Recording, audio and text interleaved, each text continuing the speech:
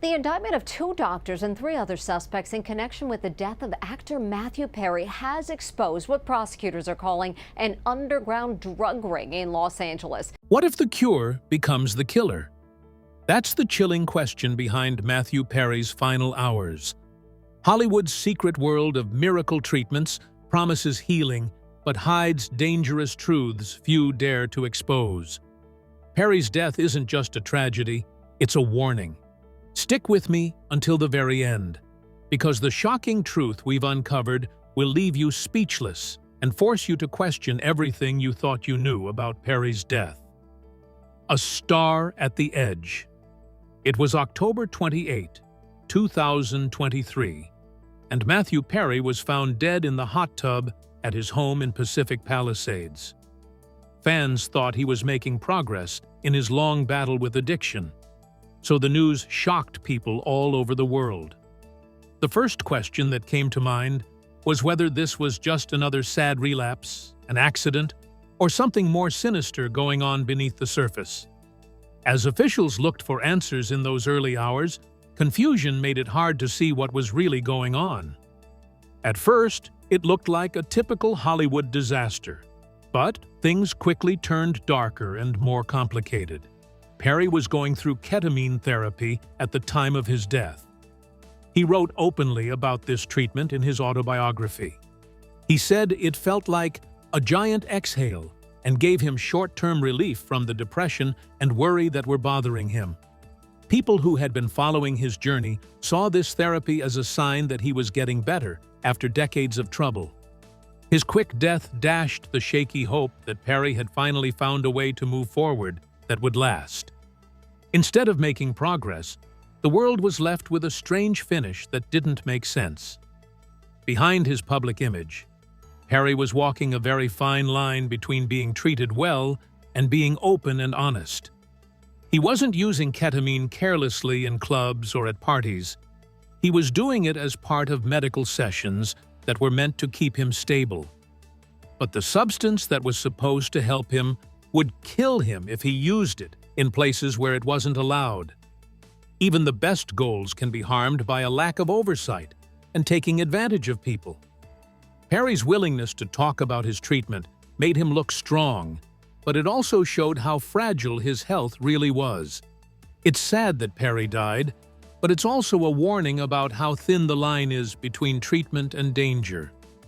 Not like many people who hide their problems, he was open about his pain and wanted to help others do the same. Being honest, though, made him easy prey for people who said they could help, but only made him more dependent. This is perfect for Hollywood's health culture, which makes a lot of money selling treatments that are kind of like medicine and kind of like fun. Perry was hurt by a business that makes money off of pain while pretending to be healing. As the police looked deeper, they saw that Perry was not just a victim of the decisions he made. People around him saw his fame and wealth as a chance and helped him out. He could get cutting-edge treatments because he was rich, but people who were willing to risk his life for money knew about him. The very thing that was used against him was his trust in doctors and other providers. He wasn't safe because he was famous, but he was the perfect patient for abuse because of it. The hot tub looked like it had been in an accident from the outside. As the probe went on, it became clear that the tragedy had been planned for years. Perry's weakness, his dependence on non-traditional therapies, and the unethical people who were close to him made a dangerous storm. She wasn't just a wellness guide, she was the gatekeeper of a dangerous empire Matthew Perry never escaped from. Who is the ketamine queen? Even though Jasveen Sangha wasn't a well-known person, she was popular in some parts of Los Angeles. At age 42, she had built a life for herself based on access, ties, and extravagance. People in the business world, and with a lot of money, knew that she could get them anything they wanted. Her flashy lifestyle, expensive clothes, and constant attendance at high-class events gave the impression that she was powerful and hard to reach. The scary name Ketamine Queen stuck with her because of how she behaved. Behind the flashy exterior, Sangha worked in a dark world where money and medicine mixed in dangerous ways. She wasn't running a normal substance ring in the streets. She was running a secret business that looked like high-end wellness. The people on her client list were famous people from Hollywood, business, and other fields who thought they were getting safety along with luxury. Later, police found a gun, a lot of cash, a lot of ketamine, and sometimes even Xanax on her. Based on the information, it looked like the person had made a fortune by taking advantage of people who were already in pain. She didn't become famous overnight. She worked hard for years to become known as someone who could solve problems for the rich and famous. She marketed herself as someone who could do what no one else could, making money off of people's needs. A lot of her customers saw her as a lifeline because she could help them get better quickly without the shame of going to rehab. But the truth was worse. These sessions didn't always have real medical supervision, which meant that people could overdose. She was successful not because she healed, but because she took advantage of Hollywood's fix-it-all mentality. Also, this wasn't her first experience with death or scandal. Years before Perry's death, Sangha's name came up quietly in relation to another famous client's overdose in 2019. At the time, the event was quickly forgotten, and no one was charged because of strong lawyers and quick deals behind the scenes. That moment could have been a sign to the police about how dangerous her business was. Instead, she left without a trace, continuing to build her network and get a better handle on the black market in Hollywood. Now, though, Perry's death was too obvious and well known for anyone to ignore. Sangha got a lot of attention when she pleaded guilty and made her actions public. She finally admitted that she was the one who gave the substance that killed one of TV's most famous stars. The truth came out in court documents. Perry's death wasn't an accident. It was caused by decisions made by people who put money ahead of safety. By making her plea, she proved what many people already thought, that Perry wasn't safe from the people around him because of the system. The Ketamine Queen's image as invincible fell apart, along with the idea that she was in therapy. The hidden network. Matthew Perry's last chapter wasn't written by itself. It was hard to tell the difference between the doctors, dealers, and people who helped him because they were all in the same group. The story of how he used ketamine shows not only a man fighting monsters, but also a secret medical network that gives Hollywood quick fixes.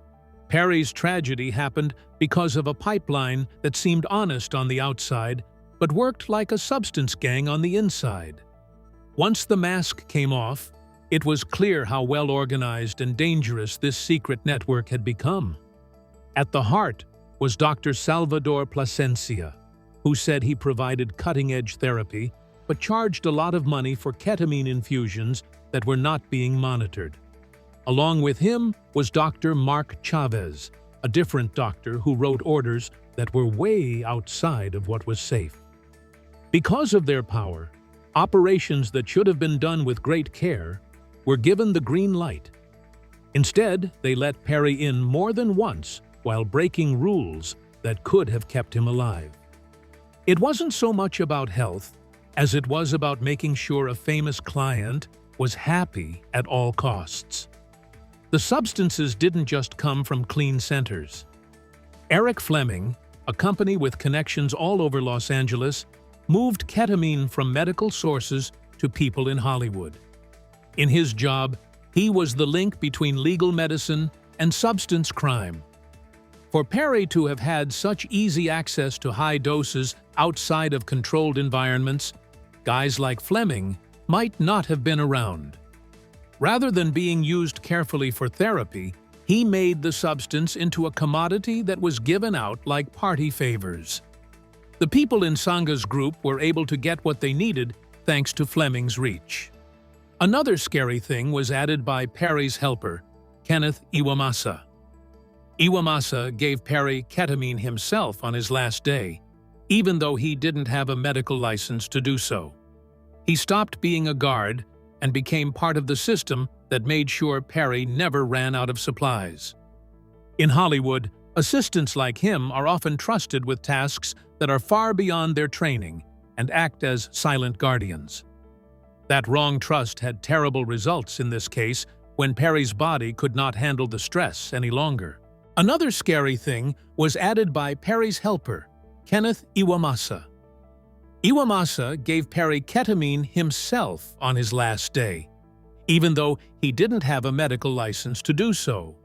He stopped being a guard and became part of the system that made sure Perry never ran out of supplies. In Hollywood, assistants like him are often trusted with tasks that are far beyond their training and act as silent guardians. That wrong trust had terrible results in this case when Perry's body could not handle the stress any longer. All of these links came together to make a shadow group that worked behind the scenes in medical care. Every figure had a job to do. Some wore lab coats, some carried supplies, and some gave the shots. They were all in it for the money, not for the patient's health. Perry felt like he was living in a fake bubble of safety made by people who knew better but didn't want to take responsibility.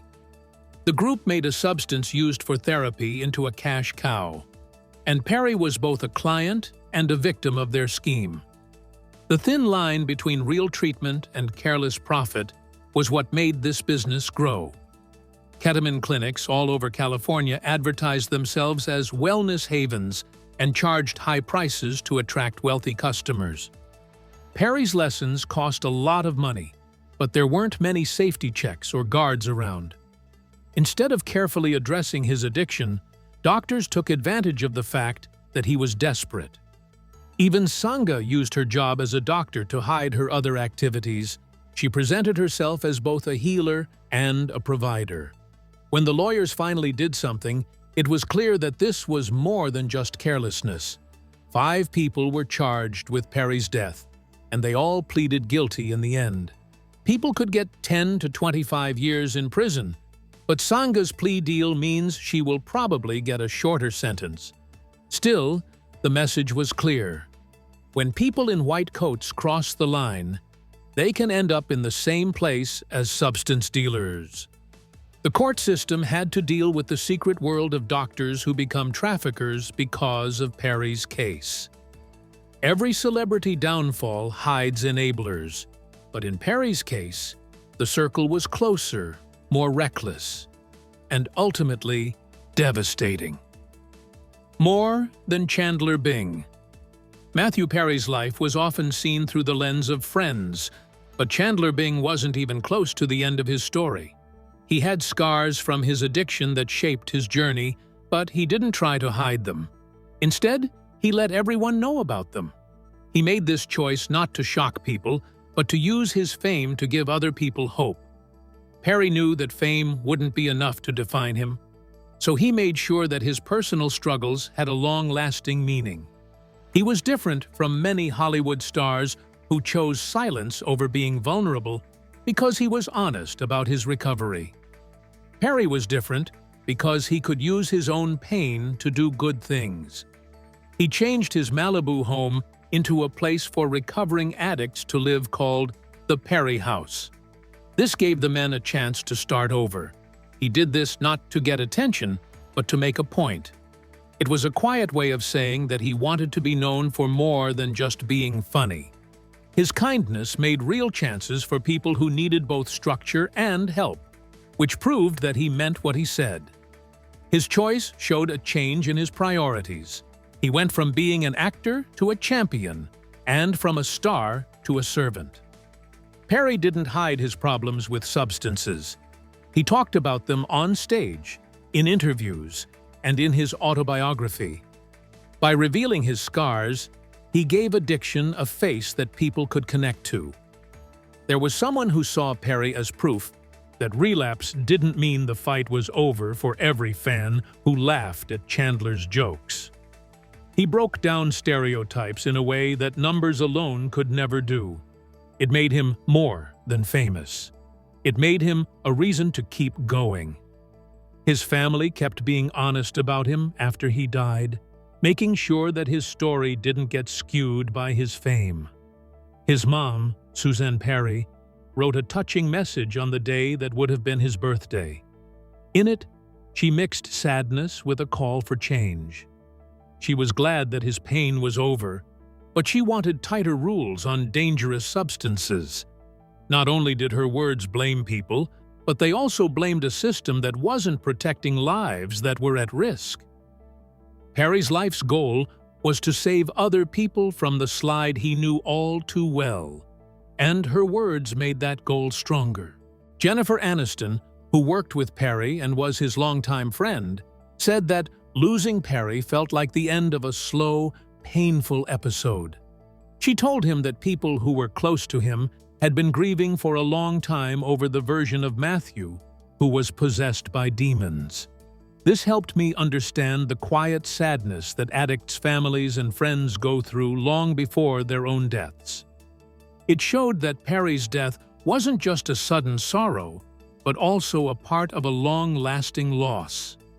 Fans got a glimpse of the hidden damage that addiction does to family and friends through her words. The Matthew Perry Foundation was created after his death to carry out the goal he had had his whole life: to help others. Its main goals are easy but effective: to fight addiction, raise awareness, and offer recovery resources. Perry's own problems shaped the organization's goals, turning his pain into a way for others to stay alive. The foundation makes sure that his story doesn't end in sadness, but in service. It is the exact kind of legacy he once said he wanted, one based on effect rather than entertainment.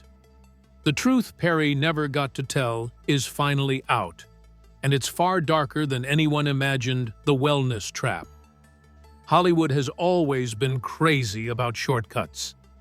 There will definitely be a trend among the rich and famous if there is a treatment that claims to quickly get rid of stress, give you more energy, or numb your pain. Over the years, celebrities who want to stay healthy quickly have turned to IV vitamin drips, stem cell injections, and designer medicines on a regular basis. Ketamine was put on display as a new miracle substance for mental health and recovery, and it fit right in with this society. For Matthew Perry, it was part of that shiny fantasy that said it would heal, but hid a bigger risk. What drew people to ketamine was how it was advertised. Clinics said it was new, safe, and scientific, even though there weren't many rules about it. Rich people lined up because they thought that having money and access would keep them safe. Perry's story is a harsh warning that no one is safe from the dangers of abuse, no matter how important they are. The irony is strong. What was sold as treatment may have made the problems worse instead of better. There is a scary truth behind the smooth walls of these hospitals. There are times when ketamine can be helpful, but when it's not, it's hard to tell the difference between medicine and abuse. Perry's death showed how weak that line really is. Too many clinics saw care as a way to make money instead of as something doctors had to do. When health is turned into a business, making money often comes before the safety of the patient. This is where the Sangha's role is most important. It wasn't just that she sold substances to a famous person that she pleaded guilty to. It was a mistake. They told them about the holes in the system. Many people trusted the industry until it did something that made them question it. What she said echoed what critics have been saying for years. Some providers see rich clients as walking wallets, rather than lives that need to be protected. Hollywood might not want to hear what her case says. In order to get better quickly, people have built an entire system around health that isn't stable. Perry's name now stands for the terrible things that happen when promises aren't kept. It's not just about his own problems, it's also about a business that makes money off of people who are desperate. The fall of Sangha makes us wonder, how many more stars are just one treatment away from disaster? The scariest thing is that this cycle isn't over yet. Authorities warn that there are a lot more ketamine businesses opening up all over the US very quickly. There isn't much oversight, so it's easy for flashy branding to hide bad business practices. The demand hasn't gone down either. Celebrities still want quick answers, and ketamine still has that cool new look. If Perry, who is famous, has a lot of money and a lot of help, could fall into this trap, then other people are in even more danger. New information from experts in addiction shows that Perry's case might be the start of a bigger pattern. Some people say that ketamine is being pushed as the new rehab in Hollywood and other high-class places around the world. Thanks for watching. If you enjoyed this video, don't forget to like, share, and subscribe. Click on the next video popping up on your screen for more amazing content.